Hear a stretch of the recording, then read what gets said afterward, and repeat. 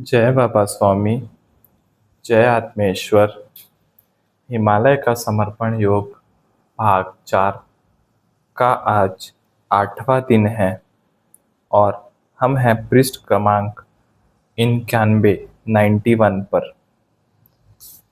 ठीक वैसे ही यदि कोई स्थान विशेष या काम विशेष का समूह बनेगा तो वह अपने विशेष गुण या दोष लेकर बनेगा और प्रायः सामूहिकता स्थान विशेष में प्रायः दोषों के बढ़ने की अधिक संभावना होती है। तो ऐसा समूह कैसे बनेगा कि वह केवल गुण लेकर आए और दोष लेकर नहीं आए। और यह तभी संभव है जब लोग उस समूह में आत्मा बनकर आए। आत्मा अत्यंत शुद्ध स्वरूप है। दोष तो शरीर के हो सकते हैं। स्थान विशेष का प्रभाव शरीर पर पड़ सकता है, आत्मा पर नहीं। आत्मा इन सब से मुक्त है और लोग समूह में आत्मा तभी बनकर आ सकते हैं जब वे परमात्मा से ही जुड़े हो, क्योंकि परमात्मा ही वह शक्ति है जो आत्माओं के समूह का निर्माण कर सकती है। क्योंकि आत्माओं को संगठित करने की शक्ति केवल परमात्मा में हो सकती है। परमात्मा ही वह शक्ति है जिससे जुड़ने के साथ, जिसकी अनुभूति हो जाने के बाद मनुष्य का शरीर रूपी आवरण छूट जाता है और मनुष्य आत्म स्वरूप बन जाता है। और यह तो आत्म साक्षात्कार से ही संभव हो सकता है, क्योंकि आत्म साक्षात्कार से ही मनुष्य को सर्वप्रथम यह बोध होगा कि वह शरीर नहीं, एक आत्मा है। और जब उसे आत्मा होने का बोध होगा तभी आत्मा का विकास होगा। लेकिन इसके लिए आत्म जागृति आवश्यक है। आत्म जागृति यह एकमात्र उपाय है। आत्म जागृति वह उपाय है जिससे मनुष्य समाज में रहकर भी समाज में नहीं होता है। समाज में तो केवल शरीर से होता है, पर आत्मा से तो वह परमात्मा से जुड़ा हुआ है। यानी मनुष्य को कमल जैसी स्थिति प्राप्त हो जाएगी कि कीचड़ में खिला हुआ है पर कीचड़ में नहीं है, अपना अलग पवित्र रूप बनाए रखता है। ऐसे आत्माओं के समूह जब छोटे छोटे स्थानों पर निर्मित होंगे और छोटे छोटे स्थानों के समूह किसी बड़े स्थान से जुड़ेंगे, और जब ये बड़े बड़े स्थान किसी देश विदेश के स्तर पर जुड़ेंगे और ये देश विदेश के समूह आत्माओं के किसी ऐसे महान और विशाल समूह में विसर्जित होंगे जहां पहुंचने वाला प्रत्येक शरीर केवल आत्मा होगा, तो उस स्थान पर आत्माओं का महासागर निर्मित होगा और परमात्मा तो वहां स्वयं ही प्रकट हो जाएगा। क्योंकि परमात्मा का स्वरूप अति सूक्ष्म पर अति विशाल है और यह विशाल स्वरूप तभी प्रकट हो सकता है जब उसमें शामिल होने वाला प्रत्येक आत्मस्वरूप स्थिति में हो। आत्मस्वरूप स्थिति प्राप्त होने पर शरीर रूपी आवरण का कोई महत्व नहीं रहता। न नाम रहता है, न जाति रहता है, न धर्म रहता है, न रंग रहता है, न देश रहता है। ये सब सीमाएं छूट जाती है, क्योंकि ये सब सीमाएं शरीर की होती है और आत्मा इन सभी से मुक्त होता है। जब इस आत्माओं के महासागर में प्रत्येक आत्मा इस स्वरूप में आएगी तो ही परमात्मा की प्राप्ति हो सकती है। समाज में अगर ऐसा हो सके तो ही समाज में रहकर यह स्थिति प्राप्त हो सकती है। लेकिन इसके लिए एक बड़ी आध्यात्मिक क्रांति की आवश्यकता है जो धर्म से ऊपर हो और अनुभूति के साथ हो, क्योंकि एक ही प्रकार की अनुभूति होगी तभी विभिन्न स्थानों के समूह एकत्रित हो सकते हैं। दूसरा मार्ग है इस प्रकार के निर्जन स्थान पर आकर सालों तपश्चर्या करे, लेकिन ऐसा कर पाना आसान प्रतीत नहीं होता, क्योंकि यह प्रत्येक मनुष्य के लिए संभव नहीं है। और इस प्रकार से अकेले आना, अकेले रहना और जंगलों में सालों रहना एक स्त्री के लिए तो बिल्कुल असंभव जान पड़ता है। और इसलिए समूचे हिमालय में मुझे जीवन में कोई साध्वी नहीं मिली। समाज स्त्री और पुरुष दोनों से मिलकर बनता है और समाज का एक अंग ही विकसित नहीं कर सके तो वह तरीका ही योग्य नहीं है। पुरुष और स्त्री में शरीर का अंतर होता है, लिंग का भेद होता है, पर आत्मा का भेद नहीं होता है। अपनी आध्यात्मिक प्रगति का अवसर दोनों को ही समान रूप से मिले, ऐसा ही कोई मार्ग खोजने की आवश्यकता है।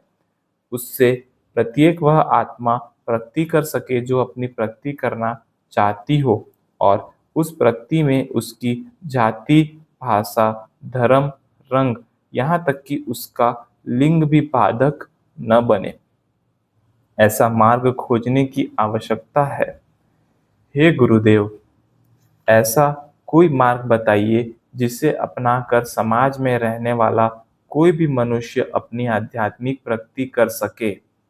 किसी भी प्रकार की रुकावट उसकी प्रगति के बीच नहीं होनी चाहिए।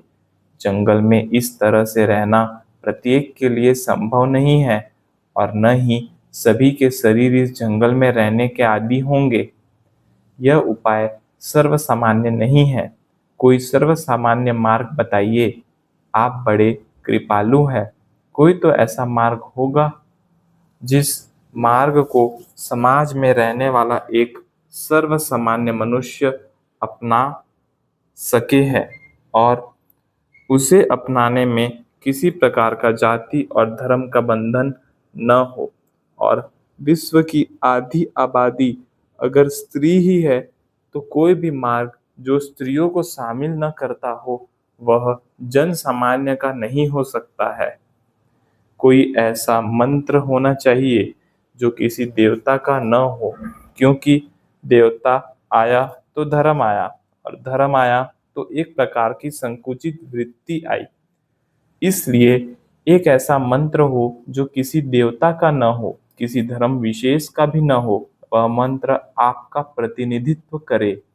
उस मंत्र में आपकी इतनी शक्ति हो कि और उस मंत्र के उच्चारण से ही आत्म साक्षात्कार प्राप्त हो सके। यह सही है कि निगलना या न निगलना, यह निर्णय प्रत्येक व्यक्ति का निजी होता है और कोई भी व्यक्ति किसी व्यक्ति से निगलवा नहीं सकता है। ठीक इसी प्रकार से आत्म साक्षात्कार को पाना है या नहीं, यह एक प्रकार की निजी इच्छा है। सभी वह इच्छा करेंगे, वह आवश्यक नहीं है। इसलिए भी आवश्यक नहीं है कि मनुष्य जब जन्म लेता है तो अपने साथ अच्छे या बुरे कर्मों को लेकर जन्म लेता है और अच्छे कर्म लेकर मनुष्य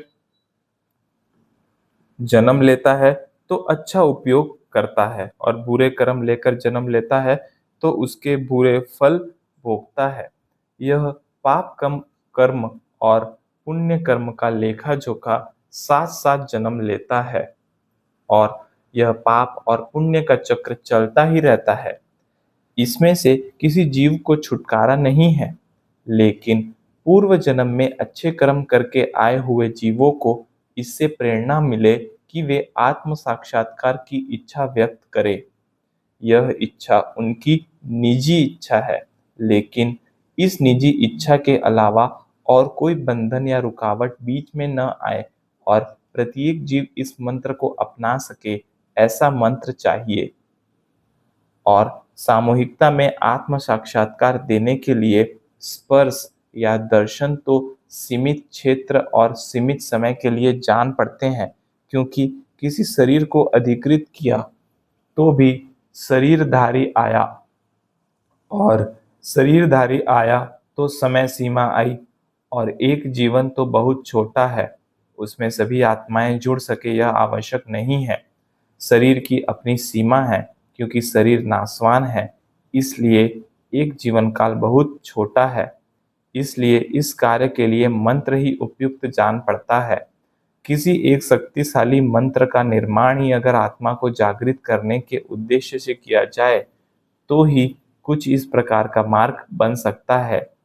आप इसमें से कुछ मार्ग निकालिए और इस आत्म साक्षात्कार के खजाने तक प्रत्येक मनुष्य को पहुंचाने का अवसर दीजिए, यही प्रार्थना है।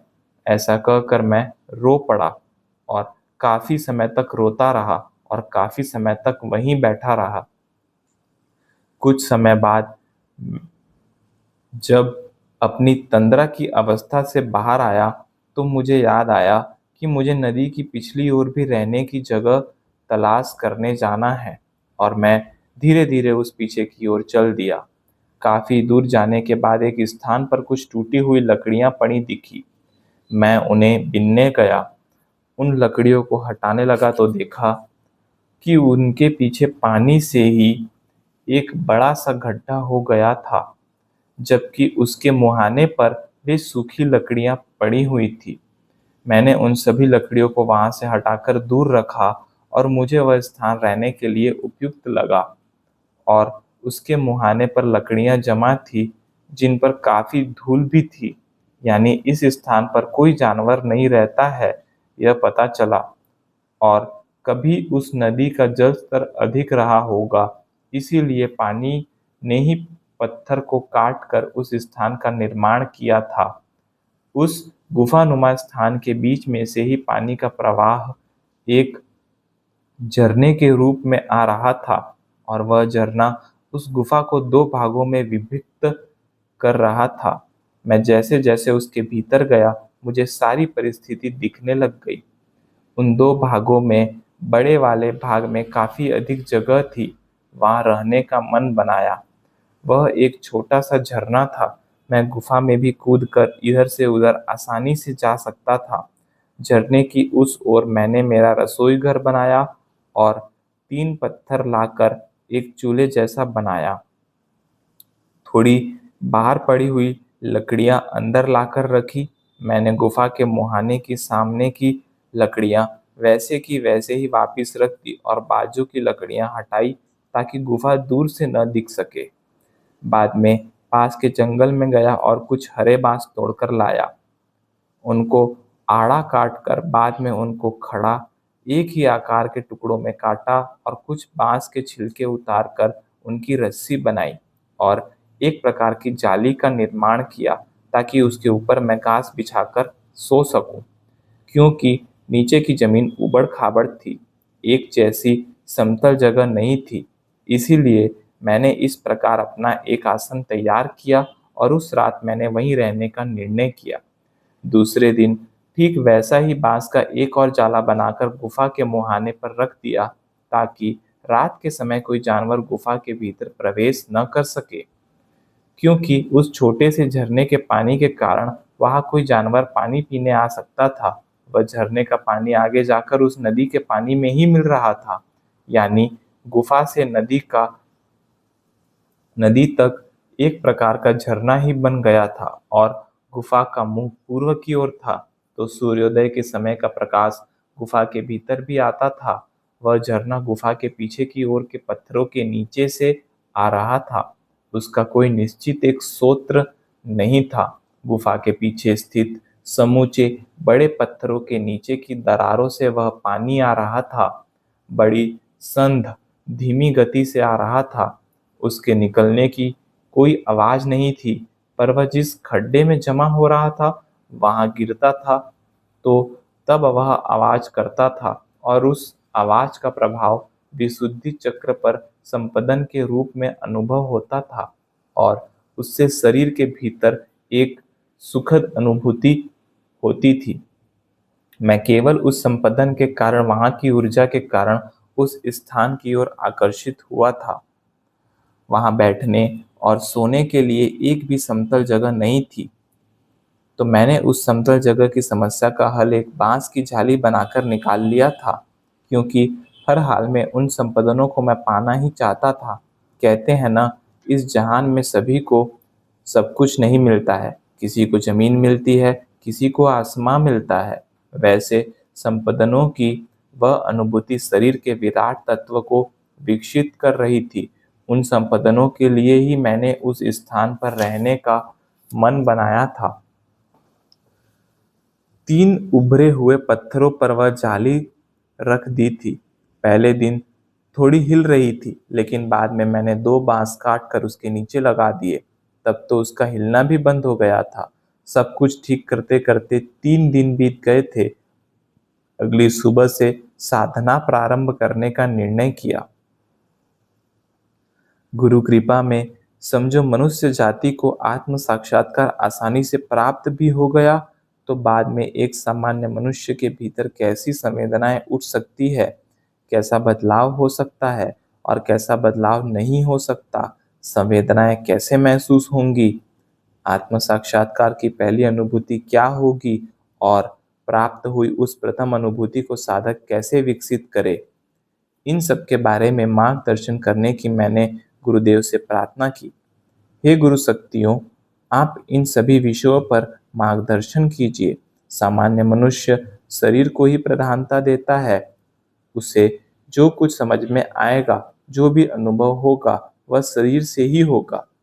सामान्य मनुष्य तो कर्मों के साथ जन्म लेता है, उसके पूर्व जन्म के कर्म उसके साथ जन्म लेते हैं और सारा जीवन कर्मों के चक्कर में ही चला जाता है। तो मार्गदर्शन करने की कृपा करे कि कौन सा मार्ग है जिससे वह प्राप्त हुए आत्म साक्षात्कार को समझ सके, क्योंकि अगर एक भिखारी को हीरा मिल भी जाए तो प्रश्न है वह पहचानेगा कैसे। उसने तो अपने जीवन में हीरा देखा ही नहीं है, उसे हीरे की परख ही नहीं है, और अगर परख होती तो वह भिखारी क्यों होता। तब लग रहा था आत्म साक्षात्कार की अनुभूति पाना और उसे जानना, इनके लिए भी एक जन्म छोटा है। एक ही जन्म में अनुभूति प्राप्त करना और उस आत्म अनुभूति को महसूस करना बड़ा कठिन मालूम होता है। हे गुरुदेव, चैतन्य के मार्ग में स्त्री और पुरुष यह भेद नहीं है, लेकिन लिंग भेद के कारण इस जगत की आधी आत्माएं इस ज्ञान से वंचित रह जाएंगी, और जो ज्ञान की अनुभूति विश्व के आधे लोगों तक ही पहुंचती है, तो वह सर्वसामान्य कैसे हुई। कोई सर्वसामान्य मार्ग चाहिए, इसे ग्रहण करने में किसी भी प्रकार का भेदभाव न हो। यही प्रार्थना ध्यान में सतत कुछ दिनों तक गुरुदेव से करता रहा। मुझे कहीं आत्मग्लानि भी हो रही थी। अनुभूति का ज्ञान क्या मेरे जीवन में मेरे तक ही सीमित रहेगा क्या? इस ज्ञान के भंडार को लेकर ही क्या मैं इस दुनिया से चला जाऊंगा? तो फिर सब तक पहुंचाने के उद्देश्य से मैंने जन्म लिया था, उसका क्या होगा? क्या उस उद्देश्य को पाने के लिए अगला जन्म लेना होगा? ऐसे कई विचार आते रहते थे। यह अनुभूति का ज्ञान कुछ एक लोगों तक ही सीमित है, क्या ऐसे ही सीमित रहेगा? और जो अनुभूति केवल पुरुषों तक सीमित है, वह विश्व स्तर की कभी नहीं हो सकती है। स्त्री और पुरुष दोनों ही ले सके, दोनों ही प्राप्त कर सके, ऐसा अनुभूति ज्ञान चाहिए। मैं बार बार गुरुदेव से प्रार्थना करता रहा, उनके सामने गिड़गिड़ाता रहा, और यही क्रम कई दिनों तक चलता रहा। मैं मेरे भीतर एक प्रकार की बेचैनी महसूस कर रहा था। उन पत्थरों से निकलकर उस खड्डे में इकट्ठा होने वाली पानी के समय जो आवाज होती थी, उसके संपदन विशुद्धि चक्र पर एक प्रकार का आघात कर रहे थे, मानो विशुद्धि चक्र पर वे एक निश्चित दिशा में आगे बढ़ रहे थे, लेकिन प्रगति हुई ऐसा दिखता नहीं था। मैं अपना वहीं का वहीं, लेकिन प्रयत्न रोज ही हो रहे थे। मेरे विचारों की गति एक सी थी। एक स्त्री की सहायता से मैं वहां तक पहुंचा था, उसका प्रभाव मेरे ऊपर था, ऐसा था। या फिर कुंडलिनी शक्ति एक स्त्री शक्ति है, और उस माँ के बिना मैं विश्व की कल्पना भी नहीं कर सकता था। इसीलिए भी कोई भी आत्म साक्षात्कार की पद्धति जो स्त्रियों को शामिल न करती हो, वह मुझे मान्य ही नहीं थी। आत्म साक्षात्कार स्त्री शक्तियों को ही नहीं, बल्कि सभी आत्माओं को प्राप्त हो, मैं इस विचार को मानने वाला था। सब में स्त्री भी आ ही जाती थी। उस पानी की आवाज से होने वाले संपदन मेरी साधना में बड़े सहायक हो रहे थे। उस संपदन के संगीत में मेरा प्रार्थना का गीत चल रहा था, और कई दिनों से चल रहा था, और पता नहीं कितना दिन और चलने वाला था। मुझे पता था कि जो समाज में था ही नहीं, वह करने का प्रयास कर रहा था, कुछ नया कर रहा था। जो था ही नहीं, वह सोच रहा था, तो तकलीफ तो होनी ही थी, परेशानी तो होनी ही थी। यह ज्ञान प्राप्त करने में भी होगी और बांटने में भी होगी, यह भी मुझे पता था। यह भी पता है कोई भी नदी जब बहती है तो उसके प्रारंभ के पानी को अपनी जगह बनानी पड़ती है। उसे बना बनाया मार्ग नहीं मिलता है।